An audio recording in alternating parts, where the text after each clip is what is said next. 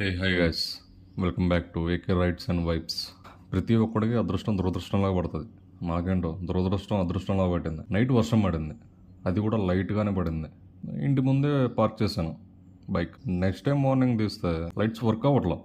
ఏంటా అని చెక్ చేస్తే ఎన్నిసార్లు చెక్ చేసినా అది అవ్వట్లేదు. సరే ఇది మనకి అయ్యేలా లేదని చెప్పేసి చాట్ జీపీటీని అడిగా, ఇలా లైట్స్ ఏమీ వెలగట్లేదు, సో రీజన్ ఏమై ఉంటుంది అనేసి. సో చాట్ జీపీటీ ఫ్యూజ్లో పోయి ఉండొచ్చు, లేదా ఒక వైరింగ్ ప్రాబ్లం వచ్చి ఉండొచ్చు, చెక్ చేయమని చెప్పింది. సో అది ఏం చెప్పింది, సీట్ కింద ఫ్యూజులు ఉంటాయని చెప్పింది.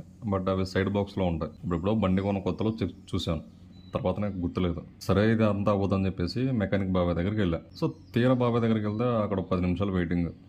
బయటికి వెళ్ళాడు.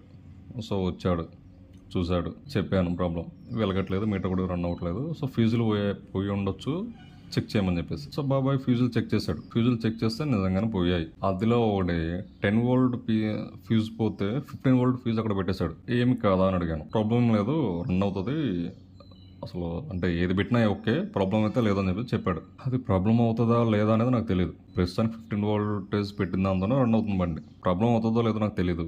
అవుతుంది అనేది కొంచెం కామెంట్ చేసి చెప్పండి, అది ప్రాబ్లం అవుతుందా లేదా అనేది.